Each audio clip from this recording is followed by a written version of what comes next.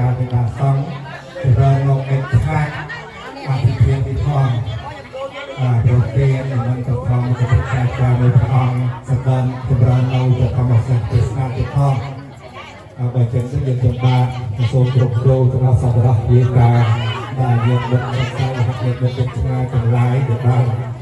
เสียตกกะเพื่อเดินทางเจอมาที่พระทองต่อโกรธการถือเป็นเราทำการเป็นนิยมการโซนการกรุบโรของจุดเป็นการบาดเจ็บจุ่มเป็นการเลื่อนมันไปจะตายเราเป็นศาสนายุ่งบาดเจ็บรองเป็นแบบทองมันจะตามจะเป็นยุ่งที่บริการเราจะต้องตกลงทั้งแรกและที่นั่นการที่ลดลงสมัยเด็กๆนี่ถึงการที่ดาวแล้วก็ที่มันกาปลายปุ่มประดับใกล้ประดับในระดับดัชนีการนับประดับโปรเตอีนั่นนับสร้างสมบัติโดยเครื่องสักการะเป็นลายเมียนเตียนหนึ่งคงจะดำเนินดำใบใส่ใดจำราญดำใบเกี่ยวประโยชน์ใบใส่ใดสองนอลดดำเมียนคนทั้งหลายเมียนตาใบใดเกี่ยวดำพองดำยำเพื่อการุณาพองกาเกี่ยวไว้ตองเนี่ยโมตัสสะเภกเวตองอะระหะโตสัมมาสัมพุทธัสสะนะโมตัสสะเภกเวตองอะระหะสุขโตโลกวิโตอนันตราบริสัทธัมมาสารติสันตาเทวมโนสานังปุณโตเภกเวเตนันเดเมสารนังยังปุณโตเมสารนังเวรังเอเตนะสัจจวัจเจนะตุเมเจยมังเจรังองค์ประมาเตนะวันเตหังปัตตะเปงสงวารันตะมังปุณเทโยคลิโตโตสะปุณโตขมโตตังมะมังเยจะธรรมเมียไตตาจะเยจะธรรมเมียตากตาปัญจปานาจะเยธรรมเมียอังวันเตียมิสัมปติสวังกาโตธรรมโมสันตันเทโกอาคาลิโกเอปัสสิโกปัญญิโกปัญจันตังเวทิตาโพโมเมสารนังเวรังเอเตนะสัจจวัจเจนะอัตตเมเยยมังกะรังโอประมังเกนะวันเตหังธรรมังจตุวิทังเวรังธรรมเวโยอริโตโตสะธรรมโม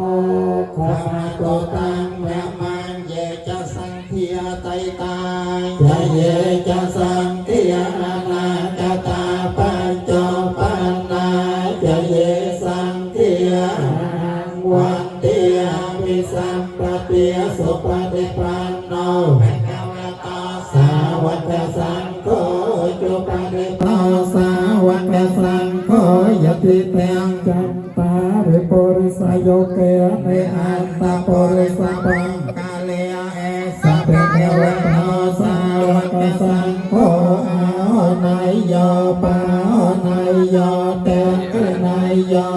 ยังเพียวเวียเพียววังเกียญเตเจวะโลโกนะโมอเวเจียเตเกเลสเจียลังวัฏเทเสนาธรรมวราสตาสกุเม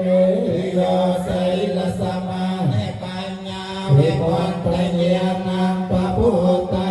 ยันโตเกตัญจเนียนังกุศลติกานังตมริยสังขัญจังตนามาสนัยยังนามาสังมาโนรัตนังเตยังยังปัญญาวิสันตังวิปวันเตภิพันเตภะคะเวสัพเพนะปาราเทอังคัมมะตะเมปันเตมะเยกตังปัญญังสามินาโมโมปิตาเปิงสามินากตังปัญญังไมหังเตตะเปียงสาธุสาธุโมเตมิ โดยอนุเพียบในเกริยานามาสักการถวายบังคมสมอยกำจัดบังเนาปะตรมแต่งลายแต่งปวงแต่งสักไรอันตรายแต่งลายเที่ยอันเองกระโจนเอาเมื่อเต้ากองใบเมียนแสงสว่างเลี้ยงนายสาปัญจมเจ้าสมราจะตั้งในจาใส่ยังเยียยาเมียตัดเตยังเป็นมายังพันเตวิสมวิสุเวทนาทายะเอสารเมนาสาปัญจมเจ้าสมราจะตั้งในจาใส่ยังเยียยาเมียอาโดกันจัตวาใส่ลังเทตโมตัสสะภะคะวะโตอะระหะโตสัมมาสัมพุทธัสสะนะโมตัสสะภะคะวะโตอะระหะโตสัมมาสัมพุทธัสสะ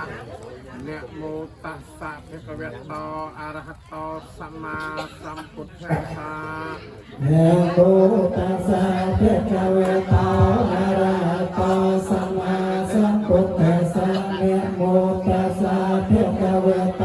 อะระหะโตสัมมาสัมพุทธัสสะนะโมตัสสะภะคะวะโตอะระหะโตสัมมาสัมพุทธัสสะ พุทธังสรณังเจฉามิ พุทธังสรณังกัจฉามิ ธัมมังสรณังเจฉามิ ธัมมังสรณังกัจฉามิ สังฆังสรณังเจฉามิ สังฆังสรณังกัจฉามิ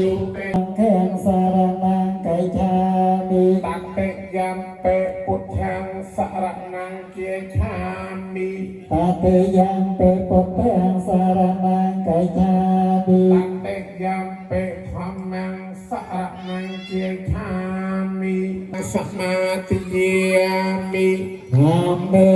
ปัจจสราเวรมณีสิกขาปะเตงสมาธิเย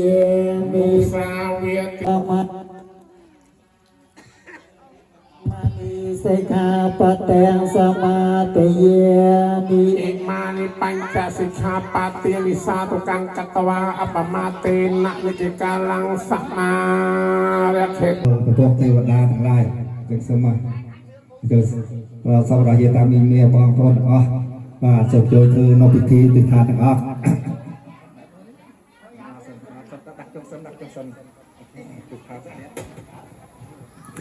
สาธุสาธุสาธุโดยมันคุณพระพุทธโดยเจียประเทียนคุณประกอบการจนแต่ลายทองโดยสายแทนนี่ก็บางสรสรูนมูลเหมือนเป็นนี่จะไอ้คำน้องกรมยมนายนอไปเรียนเมียต่อไปทลายถนนหลุดฟองนอไปเยาวัตถุมวยจำนวนเราไปนับด้วยเราหมดแรงจับแจ้งรูปเธอนอกรรมที่บรรณาเนสมัยเรียนอะไรนี้คือเมียนขมอกถับบนเจ้านอกอาทิเทียบ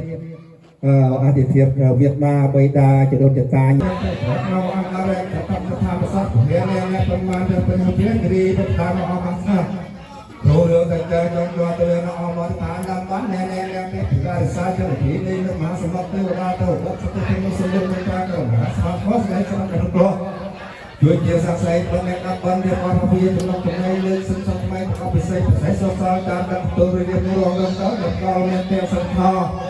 สาวตะพวงพระพรตะวันตะลุตะลุสมุทรพระโพธิไอ้ตัวฟองลาภูมิทั้งหลายยังคงเป็นไว้เดียวในห้องนุ่งสมุทรตัวเจียสักใจกักเรียนที่ไอ้จำลองโซตัมโนตัมเพียรอาลุปริโซฟองสวัสดิ์สลามเลยเพียรหาโอกาสสักเกี่ยวกับเมฆรูปเกเรเซกันยามเมเจเวียนยันจังกอรังเทมาตันติตาสุขังสัพพะสันโตจะปาปังนายเจนปัสสติเอวะเมติโกโนเปตังปะตังตังเทนัมมาเฮวะเมโสตังเอกังสมัยยังเทกาเวียสาวัตยังวิหารติจิตวันเนหนาตาแบนในกังสหารามเนอัตโกอัญญตาเทวตาภิกังยะรัตยาภิกังตะวันนังแกวลกัปปังเจตวันนังอภิเศษวายเยนะเทกาเวีย เตโนปัสสังกามีกวาเปกาวันตังอภิเวียเตกวาเอกมังตังเอตาโสกาเมวัจจมังตังเกียหายะไอจักตะปัญญาตาตัสสัมมาปานัยติเจตัมแมงกะละมะกะแมงเปโอไซจังจะเสเปียปุมเมียจะเตเวียนากันนาเพียวตาสัพพกาลังเอเตอายันตุเตเวียวรกนกรรมเยโคจะพยาทางพรหมจารีสัพเพให้นางกายกรรมังเวียจากรรมังปเตให้นางปเตให้นางมโนกรรมังปนัยดีเตปเตให้นาปเตให้นาลิกาชวานะพันโตเกปเตให้เนติยันตโปติยัมโอเลสักยานังปเทวะตโนเอวังควางวิจโยจิยโสจิยแมงกะเลงปาราจิตปลังเกเสเสปตุวิปาวคาเรอภิเสเกสาปะปวนเทียนางนังกาปะโอตติสุนาคาตังสแมงกะเลงสบะเบียตังโสติตังสเปโนก็จะไปกระทั่งพรหมจารีสัพเพเทนังกายกรรมังเวียจากรรมังปเตเทนาปเตเทนังมโนกรรมังบันไดเกเสเสภาวคาเรอภิเสเกสาปะปวนเทียนานังกาปะโตปโมสนาคาตาสเมกะเลสัพเพตังสาติตังสมัยนาสมาโตจะเสยตังพรหมจารีสัพเพเทนังกายกรรมังเวียจากรรมังปเตเทนังมโนกรรมังปนัยทีเตปเตเทนาปเตเทนานิกาคุรานะละพันตเตปเตเทเนติยันตโปธิยะโมเลสักยานังนอนทิมัตตโนเอวังควังวิจิโยอปาราจตปาลังเกเสเสปัสสวิปาวคาเรอภิเสเกสังกปวงเทียนังอังกาปะโตปะโมสุนาคาตังสเมกะลังสุภเพียตังสติตังสุขโนสมาโตจะสยะทางพรหมจารีสัพเพเทนังกายกรรมังเวียปนัยทีเตปเตเทนาปเตเทนานิกาคุวานะพังตงเตปเตเทเนติยัตโตโพธิยะโมเลสัจจานังนนทิวันตโนเอวานะพังตงเตปเตเทเนเปหงสาสังพิริมันตสังเปตังตังเตเมฆดังสเสนาเมียรังสาปรับตังโทรัตนาทันติสตังกวิทิเนจตวาแมงนโตตังติจะสาภวตุเตจิยามกะเลียรินานาเจริญเกจวารังอเจนะตะโพตังเตียเวตไตทากรรมสมัยวสเตียรนันตังเนตาปุเสสุเตจิยามังกะเลียนิโอภัตคัตกรรมติทัตนสเปียรนันตังเทียวันติโยจันปะเพ็งปิลิเมียระวังตังอันทิพิสังกตมโนสุเตจิยามังกะเลียนิกาตวานากาตมตรังไอพระแก้วนาภัยเยจัจจายะต้อยกมัจจนังจนกายะไมเทสัมเตนะสารตันติจะสาพระตุเตจิยมังกะเลียนิสัจจังวิหายมติสัจจขวะตะเกตังวิเทียพิราภิกรรมนังอติอัตโพกังปัญญาปฏิปัจจวิตาวัตเตจิยมังกะเลียนินันโตปุนังตะปุจแกงมุปเทมาตังปะเทนะเทระปุจเกนะปะเนียปยันโตอันโตตะเตตันติจะสาภวตุเตจิยมังกะเลียนิปุจเกอัตตะปุจเกนะสัตตะหัตถังพรหมังวิสาติเจติมาติปะกาวิเทียนังตันติจะสาภวตุเตจิยมังกะเลียนิเอตาเปกวัตจิยมังกะเลียอาตะเกียทายโยเวียติโนเจตเตเลสระเตนะตันติเอกวานันนีโมขังสุขังอ ติกังเนยนาราสัพพัญโยปัทมังเตียนนาบารมัยปฏิยังสัลลบารมัยปฏิยังเนคงบารมัยจตุขังปัญญาบารมัยปัทมังเจ้าละมังขังเตบารมัยสุตมังสัจจังบารมัยอัตมังอตุขังนาบารมัยละมังเมตตาบารมัยกัสสะโอเกขาบารมัยสัมปันโนเอติปิโสเปตาเวียเตียนนะอัปปะบารมัยเตียนนะบารมัตตบารมัยเมตไตรเมตตาการณามติโตเปขาเปตุนะกุศลสัมปันโนเอติปิโสเปตาเวียสัลละบารมัยสัลละอัปปะบารมัยสัลละบารมัตตบารมัยเมตไตรข้าพระคุณนักสารสามปานโอเอติปิโสเปกาเวเอตังตะไมเนคมอัปปบารมัยเนคมบารมัตตบารมัยกรณามติดาวเปข้าพระคุณนักสารสามปานโอเอติปิโสเปกาเวปัญญาบารมัยปัญญาอัปปบารมัยปัญญาบารมัตตบารมัยเนไตรเมตตากรณาเป็นคนนักสารสามปานโอเอติปิโสเปกาเววิริยะบารมัยวิริยะอัปปบารมัยวิริยะบารมัตตบารมัยเมตไตรเมตตาเป็นคนนักสารสามปานโอเอติปิโสเปกาเวอธิษฐานบารมัยอธิษฐานอัปปบารมัยอธิษฐานไตรเมตตากรณามติตาเปขาเป็นคนนักสารสามปานโอเอติปิโสเปกาเวขังไตบารมัยขังไตอัปปบารมัยขังไตบารมัตตบารมัยเมตไตรเมตตาเปขาเป็นคนนักสารสามปานโอเอติปิโสเปกาเวสัจจังบารมัยสัจจังอัปปบารมัยสัจจังบารมัตตบารมัยเมตไตรเมตตากรณาเป็นคนนักสารสามปานโอเอติปิโสเปกาเวเมตตาบารมัยเมตตาอัปปบารมัยเมตตาบารมัตตบารมัยเมตไตรเมตตาเปขาเป็นคนนักสารสามปานโอเอติปิโสเปกาเวโอเปขาบารมัยโอเปขาบารมัตตบารมัยเมตไตรเมตตากรณามติโตเปขาเป็นคนนักสารสามปานโอเอติปิโสเปกาเวสมิตังบารมัยสมิตังอัปปบารมัยสมิตังบารมัตตบารมัยเมตไตรติโลเปขาเป็นคนนักสารสามปานโอเอติปิโสเปกาเวเตียนบริจาคบารมัยเตียนบริจาคบารมัตตบารมัยสามปานโอเอติปิโสเปกาเวมหาเตียนบริจาคบารมัยมหาเตียนบริจาคบารมัยมหาเตียนบารมัยสามปานโอเอติปิโสเปกาเวกดกบริจาค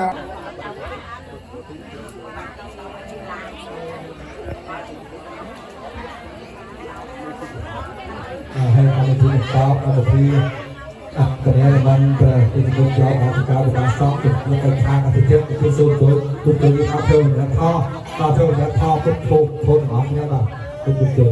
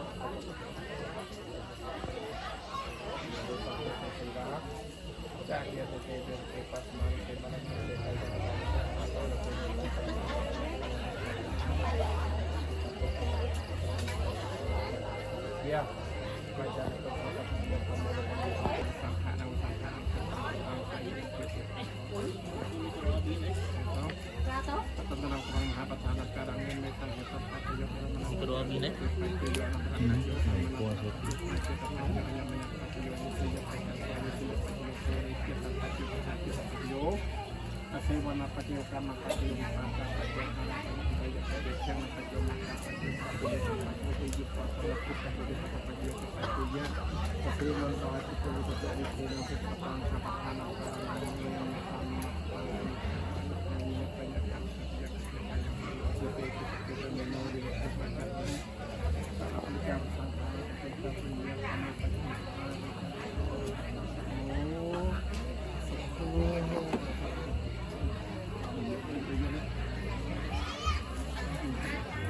kami nakapagin ito na sa acara yung sa pagkakaw ng kami ito yung nagagawa ng kami na kami na sa pagkakaw ng kami na kami sa mga kami na kami na sa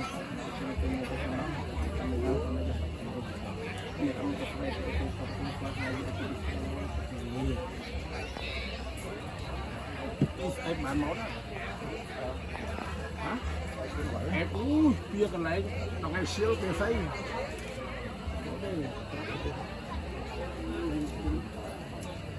kia là cái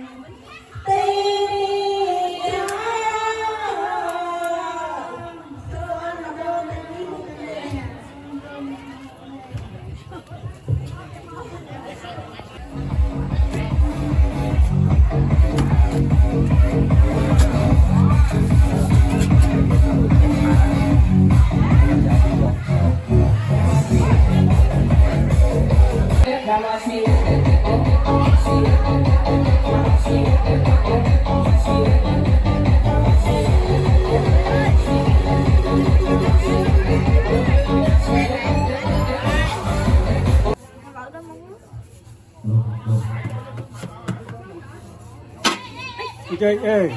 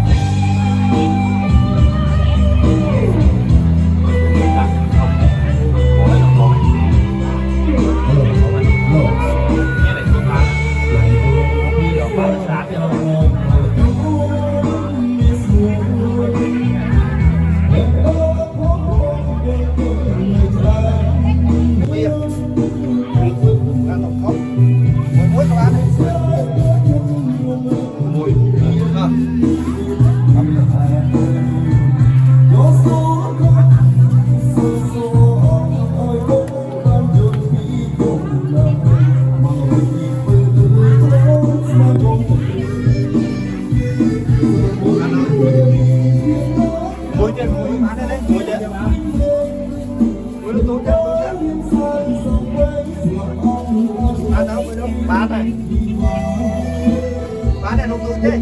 bán đấy bán nông tôi đá mẹ bé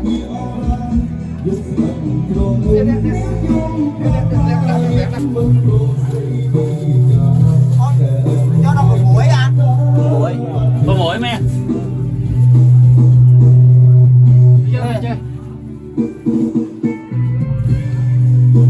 lấy nhau nửa quay nít vô đằng pin dương cho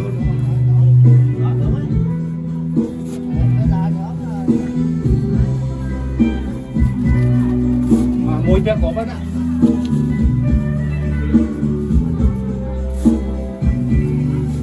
nó đập khan đi lên bật gió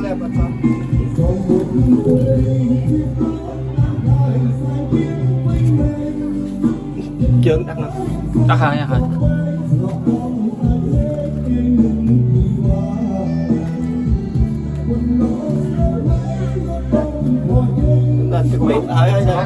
quyện bị lớn lắm ở đây bà lạc quá còn đây bà lạc sao đây chém sao trốn lắm còn đây khoe phọc pin càng ở đây cũng bà lạc đấy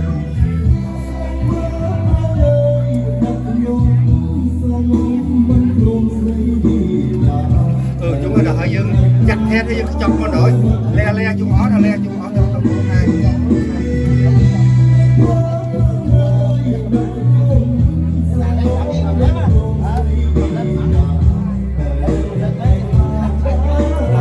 lại cô lên lại tay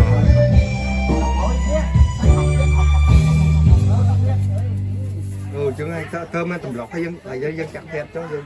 dân chọc món tầm như mình chọc để đắt hào bị lỡ đó ba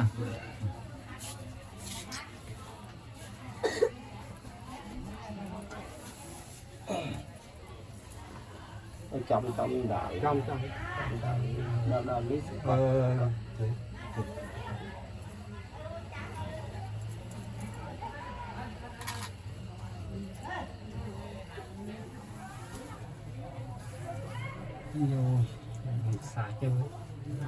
lên thép sạch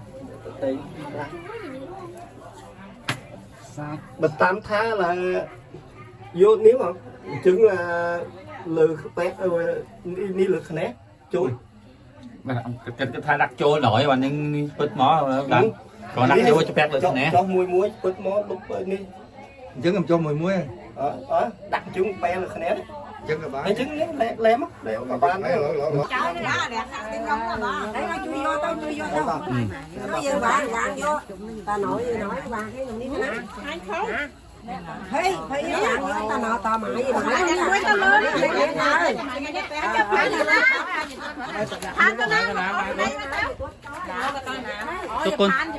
cho con cắn lạc còn lạng chơi này nha đi cái con cắn âu con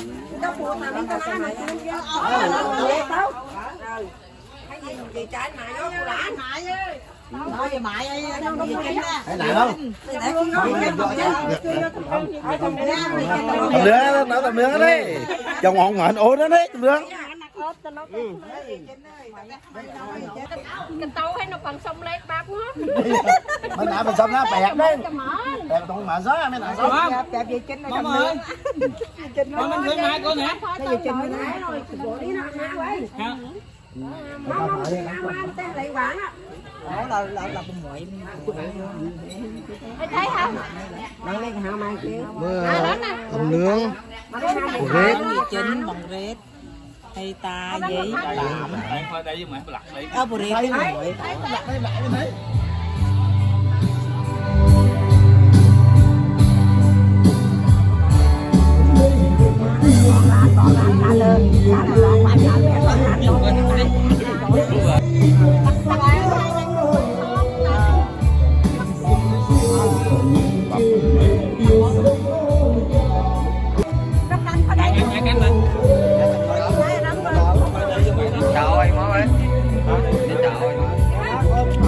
tao té hỏi cái này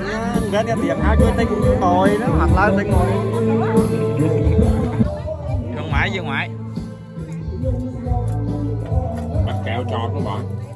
bỏ bóp bên dưới nó bóp kéo bóp keo chuyện đó mà chỉnh à kéo mình bóp chứ em biết bán của bộ củi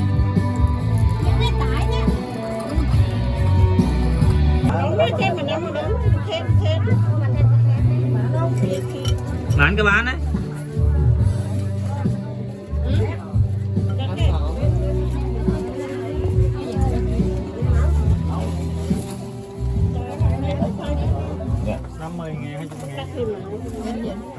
đặt mặt đó nữa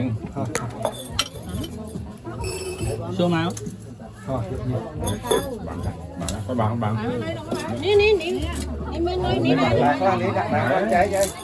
hát năm ba đừng hơi tập còn cái bột đựng á nè vâng đặt là dê nè anh đi đặt này nè đặt này về ngoại á đá này chọt về ngoại đó mấy này lệ chạy cái đó chạy cái nè chạy cái nè đi lên ta lên dây đó mấy này thì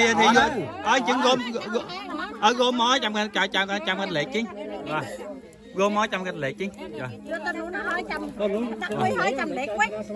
trời ôi thằng ba ở cái lệ nào Nè làm bạn con cắt gồm món mới bạn lấy Ồ, giỏi lắm quá. Đây, tục vô tao phải đến lô khác. hả Đây, ghét nó khoảng thì con cắt đi thầm ba lấy mấy lấy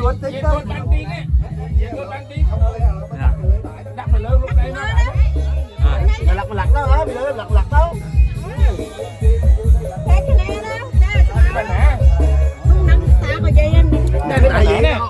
Anh ấy bên nãy nè. ta là trên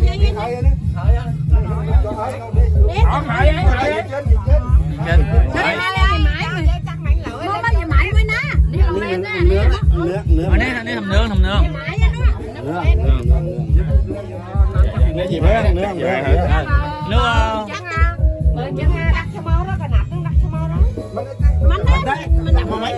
Chạy nó cho nó Mình đi. Hai nó nó chạy cho bạn biết. Nó vô tao nói làm gì Nó đừng nói hả tôi nói. mấy tao thứ tự tao là chậm Lúc đấy mỗi chuyện nó vô tao nói cho làm ấy. Mà động lên đâu tầm động lên vô tao nói.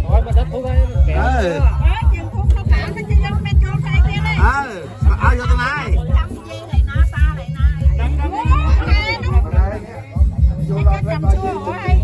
Thế cho một đất tôi hỏi ấy. hồi lớp đó con khoa học lớp phó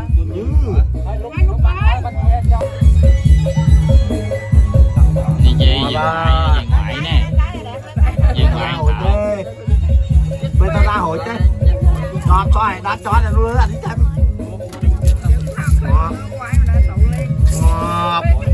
chập lên cái nào hội chập cho thôi không cho hội chứ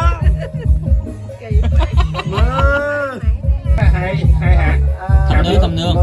Hạ Phi Phạm nè. đi vào Phi lại nghe. nghe đã âu rồi âu băng kéo tao mà chón nó kẹo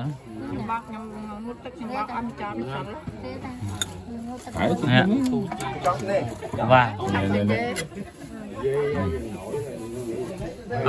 âu lên nó không phách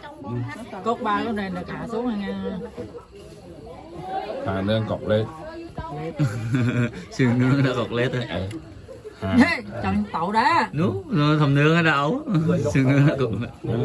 Hàng nương. nương ăn cực nó có biến cái nén nó cá ô sao nó có biến cái nén lại Cốt ba bên tối nào là cả xuống nha. nó có biến cái nén thầm nương ẩu đâu có biến cái nén Có tem này nha ấu cái bên ta nội vậy nội luôn.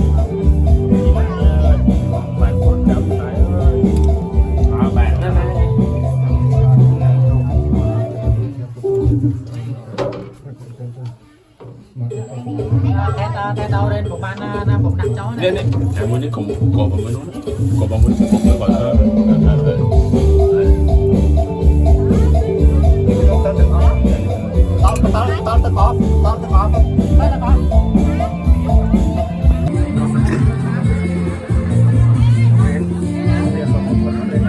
Cái năm tới đó, tới mày lầu số tội. Tới hôm nay con thứ tư mình ta. Đây ba nào ba. Con thứ tư mình ta đi. Tiền chất. Tỏ sự cho nha. Rồi cho mình đi tầm 2. Tới.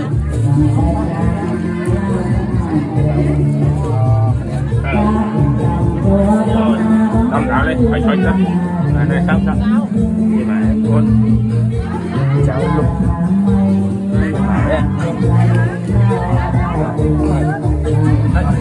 Lên đây con cháu chú lục tình này là lốt.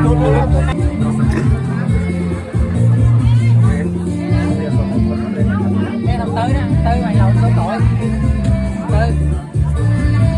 Tới hôm nay con thứ tư mình ta. Đây ba nào ba. Con thứ tư mình ta đi.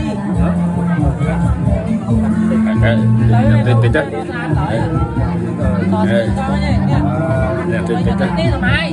Tới.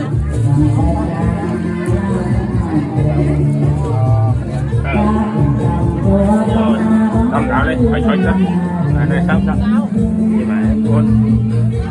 cháu lục.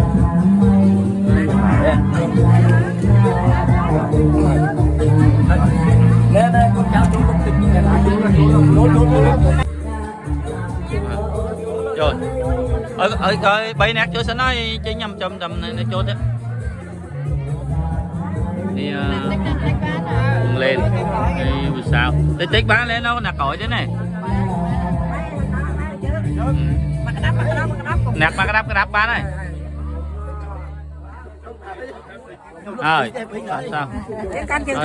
cho căn thuốc sẵn và đi mọn hay thầm tư sậy bay nẹt bán đấy bay nẹt ấy nghẹt hội tích bán này hãy thăm hai chỗ thăm hai cho mình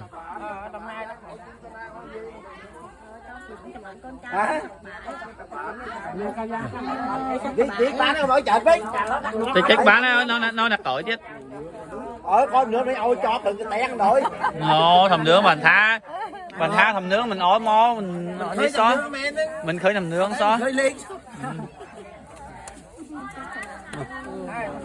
mai chỗ là mai thầm mình có đẹp đấy nó có đẹp chỗ đó đẹp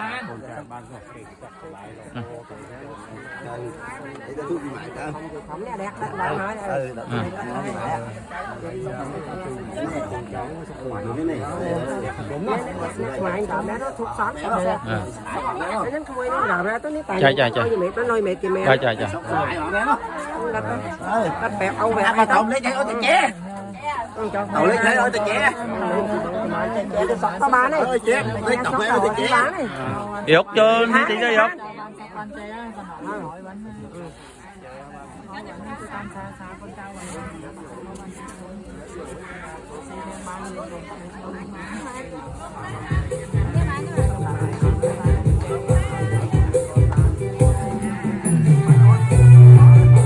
lên em để em vô chút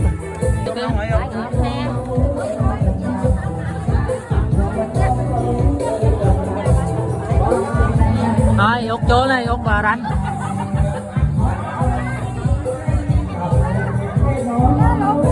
út vào đánh con phu chào nội